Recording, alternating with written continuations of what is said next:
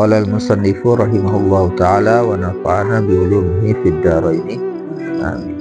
Wa an Abi Hamzata Anas ibni Malik, dan dari Abi Hamzah Anas ibni Malik al-Ansari, khadimi Rasulullah sallallahu alaihi wasallam, pembantu Rasulullah Muhammad sallallahu alaihi wasallam, semoga Allah merahmatinya, qala, telah berkata, qala Rasulullah sallallahu alaihi wasallam, bahwasanya Nabi sallallahu alaihi wasallam telah bersabda, Allahu afrahu bi taubati abdihi.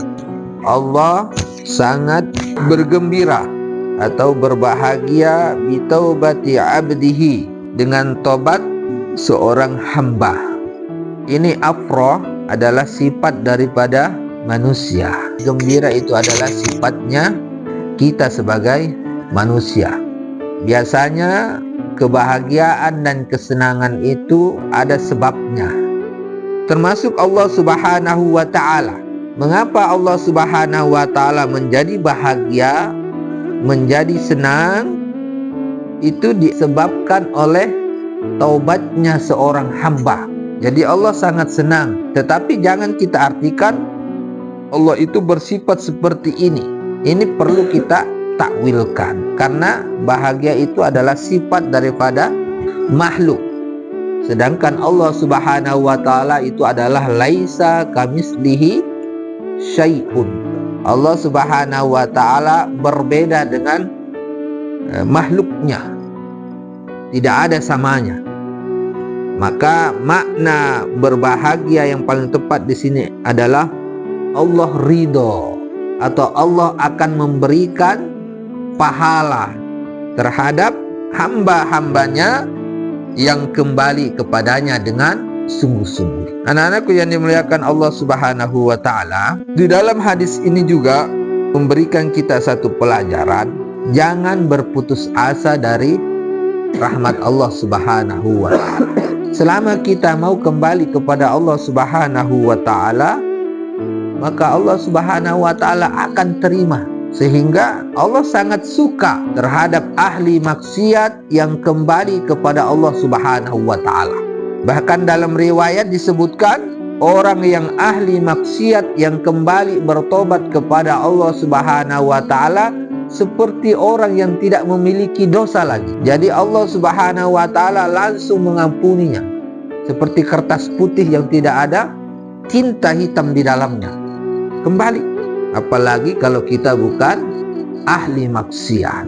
Bertobat kepada Allah Subhanahu wa ta'ala tentu akan menjadikan pribadi kita semakin dicintai dan diridhoi oleh Allah Subhanahu wa ta'ala. Karena sesungguhnya Allah Subhanahu wa ta'ala innallaha ghafurur rahim. Karena Allah Subhanahu wa ta'ala itu maha pengampun lagi maha penyayang. Jadi kurangi maksiat, kurangi kemungkaran. Karena kenapa? Tobat maksiat itu tidak baik. Kalau kalian nikmati keburukan kalian, kalian nikmati kemaksiatan kalian, itu seperti binatang yang menjijikkan. Karena memang kenikmatan itu ada dua. Ada kenikmatan dalam beramal soleh, ada kenikmatan dalam kemaksiatan, beramal salah. Ada kenikmatan di situ. Maka orang-orang yang menikmati kemaksiatan, yang menikmati dosa, yang menikmati keburukan, mereka tidak sadar yang dia nikmati ini adalah sesuatu yang Allah Subhanahu wa ta'ala benci, yang akan merusak dirinya. Tetapi sebaliknya, kalau yang kalian nikmati adalah ketaatan, ibadah, itu hasilnya luar biasa. Allah Subhanahu wa ta'ala akan semakin ridho, akan semakin sayang, akan semakin suka atas tindakan-tindakan kita yang menikmati ketaatan kepadanya, termasuk bertobat.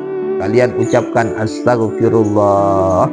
Kenikmatan dalam ibadah itu luar biasa, sehingga Bila mana 3 hal ini kita miliki, anak-anakku yang dimuliakan Allah Subhanahu wa Ta'ala, maka kita akan selamat. Yang pertama, baca Quran. Yang kedua, sholat 5 waktu sehari semalam. Selama kalian tidak tinggalkan ini, maka akan aman dalam kehidupan. Yang ketiga, yang terakhir adalah bersedekah. Ini amalan paling bagus diajarkan oleh para orang tua terhadap anak-anaknya.